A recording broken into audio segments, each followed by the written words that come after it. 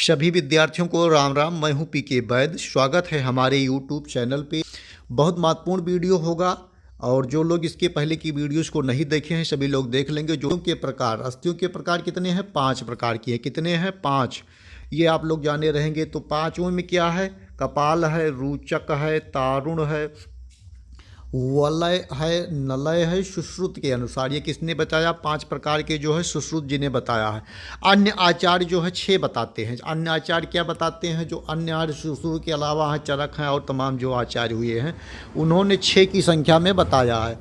तो उपयुक्त 5 के बाद जो है एक बताया है अवड़ास्थ, जो है ये अलग उन्होंने बता दिया है। अब देखेंगे कपाल अस्थि के बारे में। कपाल अस्थि में क्या है? असंपंगलक, सिरा, कपालास्थि, जौनास्थ, श्रोणी फलक, उर फलक, ये जो है कपाल अस्थि के अंतर्गत आती है। दूसरा क्या है? अब दूसरा आपका है रुचक अस्थि। रुचक अस्थि में जो है दंत को जो है रखा गया, दांत को रखा गया है। तीसरा है तरुणास्थि। तरुणास्थि में जो है नासापटल और कर्ण शुष्कली जो है और कंठ नाड़ी और कशेरुका को जो है रखा गया है तरुणास्थि में। अब उसके बाद देखेंगे वैलास्थि। दो में कशेरुका और पार्श्वकाज को रखा गया। नल कास्ति में जो है उर, जंघा, प्रगंड, प्रकोष्ठ की अस्थियां को जो है रखा गया है। प्रश्न इसके अलावा देखेंगे 16, 6वां नंबर इसमें दिया अवड़ास्थ। तो अवड़ास्थ में मणबंध दिया है, गुल्फ की और कुछ अस्थियां जो है इसमें जो है रखा गया है। अब आगे देख लेंगे आगे इसमें क्या चीज़ें बताई गई हैं। तो इसमें जो है संधि विवरण। अब संधि विवरण में अस्थियों की संधियाँ कितनी हैं? तो इसमें संधियों के प्रकार के बारे में देखेंगे। संधियों के कितने प्रकार हैं? तो संधियों की क्रिया की दृष्टि से 2 प्रकार की, स्थिर व चेतनावंत।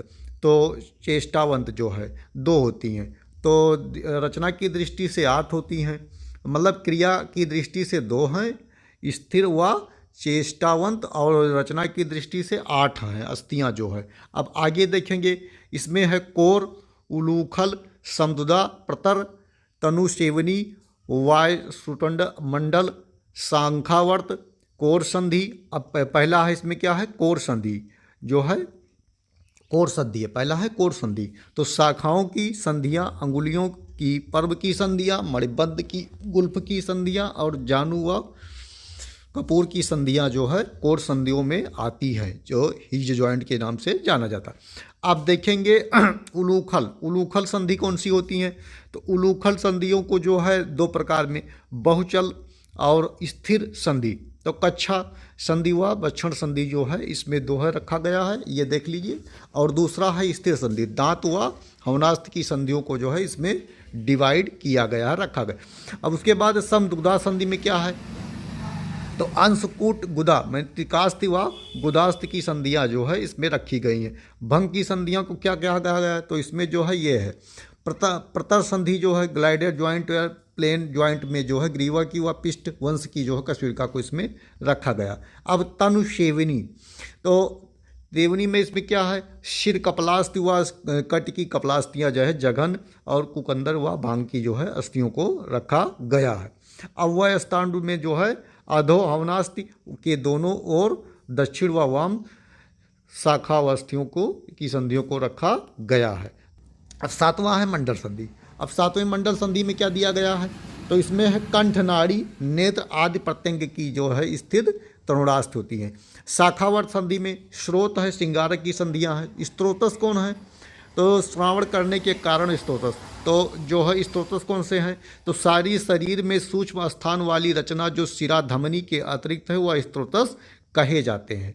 स्त्रोतस कहे जाते हैं। अब चरक के अनुसार 13 है। चरक के अनुसार कितने स्त्रोतस है? 13। तो पहला है प्राण व, अन्न व, उदक व, रस व, रक्त व, मांस व, मेद व। उसके आगे देखेंगे अस्थि व, मज्जा व, शुक्र व, श्वेद व, मूत्र व, पुरीश व। और सुश्रुत जी ने क्या कहा है? 11 बताया। प्राण व, अन्न व, उदक व, रस व, रक्त व, मांस व, मेद व, शुक्र व, अर्तो व, मूत्र व और पुरीश व, 2 है इन्होंने बताया है। तो सुश्रुत ने 11 बताया, चरक ने 13 बताया। ये चीज़ें आप ध्यान रखेंगे। आगे देखते हैं आगे क्या चीज़ें बताई गई हैं। तो आगे जो है स्त्रोतस के जो है मूल के बारे में पढ़ेंगे। इसमें क्या है? स्तोत्रस के मूलों के बारे में पढ़ेंगे। तो क्रमांक है, स्तोत्रस के मूल है चरक के अनुसार मूल और सुश्रुत के अनुसार मूल। तो प्राण व स्तोत्रस में जो है चरक जी ने कहा है हृदय, महास्तोत्रस हृदय और महास्तोत्रस जो है प्राण में कहा है। सुश्रुत जी ने कहा हृदय व प्राण वाहिनी धमनियाँ जो होती हैं, रसवाहिनियाँ इसमें आती हैं। दूसरा है अन्न व स्तोत्रस, तो अमाशय और वाम पार्श्व जो है चरक जी ने कहा और सुश्रुत ने कहा अमाशय अन्न वाहिनी धमनियाँ, इन्होंने भी कहा। अब उसके बाद में उदुक व स्तोत्र तो तालु व क्लोम को बताया और इन्होंने भी तालु क्लोम को बताया। रस व स्तोत्र हृदय व दंश धमनियाँ बताया और हृदय व रस धमनियाँ इन्होंने बताया। और उसके बाद में है रक्त स्तोत्रस में तो यकृत प्लीहा बताया, यकृत व प्लीहा इन्होंने भी बताया। मांस व स्तोत्र स्नायु व त्वचा बताया और इसने क्या बताया, स्नायु व रक्तवाहिनी की धमनियों को बताया। मेद व स्तोत्र में तो वृक्क व वापावाहन को जो बताया इन्होंने, कटी के दोनों वृक्क बता दिए इन्होंने। अब अस्थि व स्तोत्र मेद व जंघा को बता दिया इन्होंने। मज्जा स्तोत्र में अस्थियाँ व संधियों को बताया। विषण व स्तोत्र में जो है शुक्र स्तोत्र दोनों विषण व क्षेप बताया। मोच स्तोत्र में बस्ती व तथा दोनों वृषण बताया।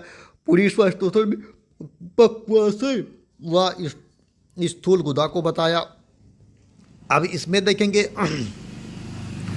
आगे देखेंगे अंता स्तोत्र में बताया इन्होंने जो है गर्भाशय व अंता वाहिनी धमनियों को इन्होंने बताया है चरक और सुश्रुत ने। तो ये चीज़ें जो है बताई रही है दोनों लोगों ने। अब आगे हम आपको बताते हैं कि आगे क्या है। तो स्तोत्र के दृष्टि के लक्षण, स्तोत्र के लक्षणों के बारे में क्या है, तो स्तोत्र दृष्टि दोष के जो है लक्षण के बारे में बताएंगे, इसमें चर्चा करेंगे। तो क्या क्या चीज़ें हैं, तो इसमें दिया है कि अतिप्रवृत्त, संग, शिराग्रंथि और विमार्ग गमन। तो आमाशय अंतःकोष्ठ आमाशय व पक्वाशय में आश्रित रहता है। नाभि के ऊर्ध्व में आमाशय व अग्रभाग में पक्वाशय होता है। नाभि के ऊर्ध्व में आमाशय व अग्रभाग में पक्वाशय होता है। इस चीज़ को आप ध्यान रखेंगे। आगे देखेंगे पुरुष शरीर में 7 है, स्त्री में 10 है। पुरुष शरीर में क्या है 7 है और स्त्री शरीर में 10 है।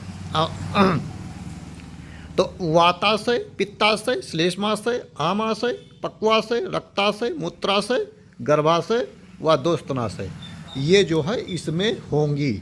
पुरुष में 7 और महिला में 10 होंगी। अब आगे देखेंगे, इसके बारे में चर्चा करेंगे। आगे क्या बातें बता रही है शरीर, इसमें बताया गया है।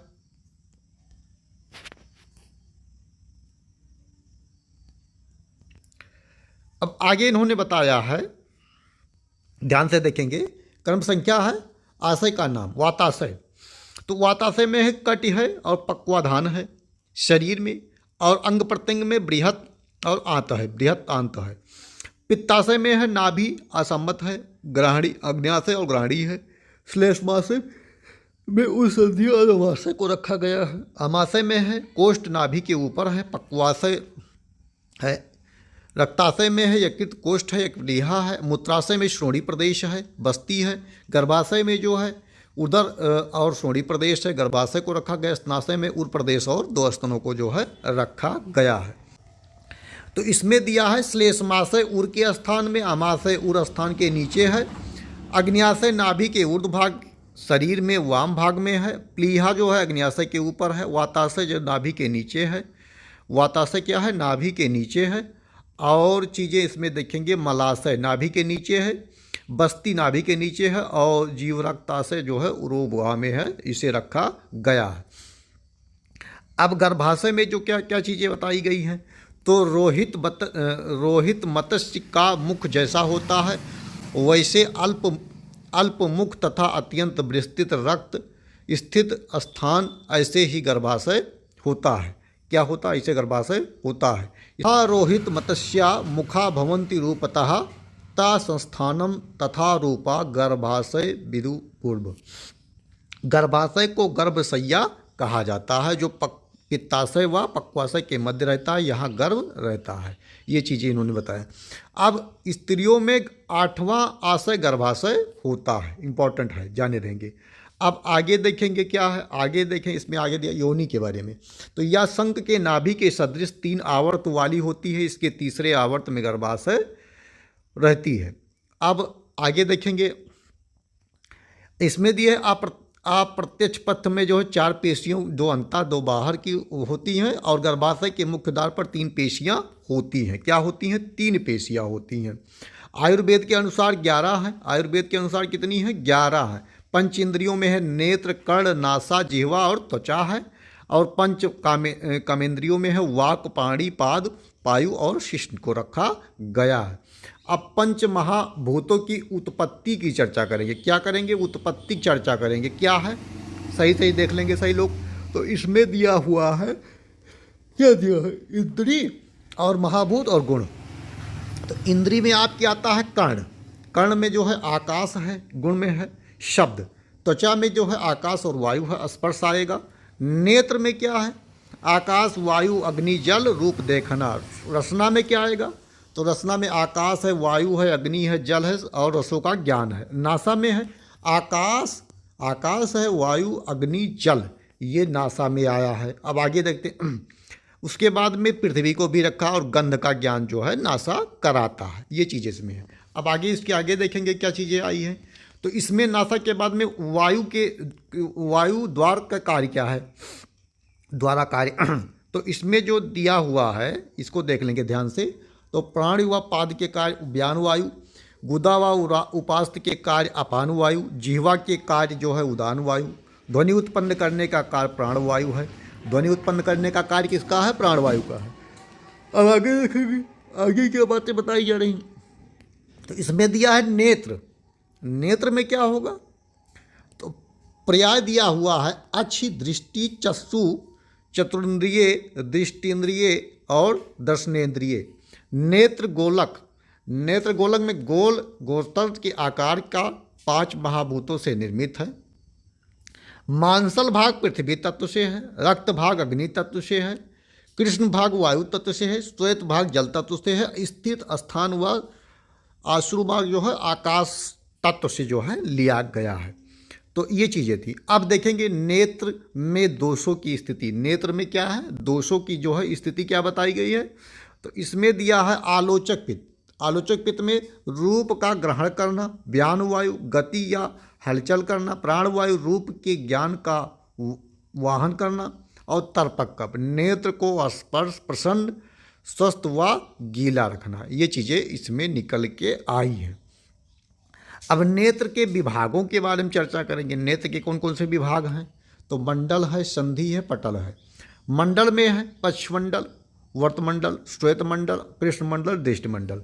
संधि में है पश्चिमावर्तगत, दृष्टि कृष्णागत,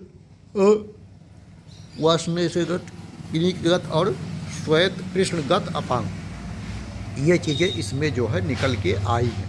अब आगे देख लेते हैं आगे इन्होंने क्या बताया है, जो आचार्यों की मत है। तो पटल में बताया है वत्स पटल। पटल 4 बताए हैं। प्रथम जो है तेज जलाश्रित भाग, तृतीय मांसाश्रित भाग, तृतीय जो है मेदाश्रित भाग और चतुर्थ में अस्थि आश्रित भाग को जो है इन्होंने वर्णन किया है।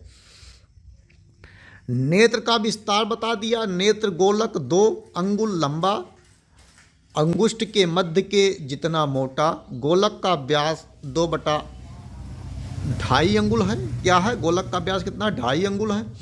और पूर्व पश्चिम लंबाई तथा अंता बाह्य आयाम 24 जो है और अंता ऊर्ध्व जो है 23.5 मिमी है।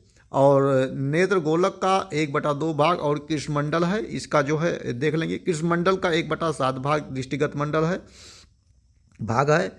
उसके बाद में नेत्र के 1/21 भाग जितनी दृष्टि होती है। शुक्ल मंडल तो पित्तज भाव, कृष्णमंडल मातृज भाव, दृष्टिमंडल उत आत्मक भाव, श्वेत मंडल जो है कप के प्रसाद भाग से और कृष्णमंडल रक्त से और दृष्टिमंडल कप से जो है होता है। कर्ण इंद्रियों में क्या है? सूत्राचार्य ने प्रत्यांग वर्ण के में 2 कर्ण बताया है। तो चरकाचार्य 2 कर्ण शुक्ली भाग तथा कर्ण पुत्रक भाग तथा प्रत्यंगों को में माना है। ये चीज़ें इन्होंने बता दी है। अब आगे क्या बातें निकल के आ रही हैं उसको भी ध्यान से देख लेंगे सभी लोग। तो कर्ण में तरुणास्ति जो होती है सुश्रुत ने बताया। अब आगे उन्होंने क्या बताया? सुश्रुत के अनुसार सुश्रुत जी बता रहे हैं कि गंड कर्ण शंख में एक एक संधि होती है। सुश्रुत के अनुसार कर्ण में शाखा वर्त संधि सिंगाटक होती है और मणि में बाह्यमुख स्रोतस होता है। कर्ण में श्रृंगाटक व विदुर दो मर्म होते हैं। ये चीज़ें इन्होंने बताया। अब आगे देखते हैं क्या इन्होंने बता दिया है। आकाश महाभूत कर्ण में होता है। नासा में क्या आता है? नासा में देखेंगे तो ग्रहणेन्द्रिया इसे कहा जाता है। तो नासा या ग्रहणेन्द्रियों का स्थान है। क्या है? ग्रहणेन्द्रियों का स्थान है।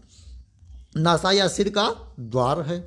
नासा के अंदर प्राण मर्म होता है। नासा की लंबाई 4 अंगुल होती है। नासा में 3 अस्थियां होती हैं। पृथ्वी तत्व से बना होता है। क्या होता है? पृथ्वी तत्व से बना होता है। इसका निर्माण पृथ्वी तत्व से होता है और नासा को बहिर्मुख स्तोतस माना जाता है। क्या माना जाता है? बहिर्मुख स्तोतस माना जाता है। अब जिह्वा की बात करेंगे। जिह्वा यानी रसेंद्रियां। जिह्वा संख्या में 1 है जो मुख गुहा में स्थित है। या जल तत्व प्रधान अंग है। क्या है? जल तत्व प्रधान अंग है। बोधक कफ प्राण वायु उदान वायु का स्थान है। जिह्वा की उत्पत्ति कफ मांस रक्त के सारभाग से होती है। आगे देखेंगे जिह्वा को प्राणायतन माना जाता है।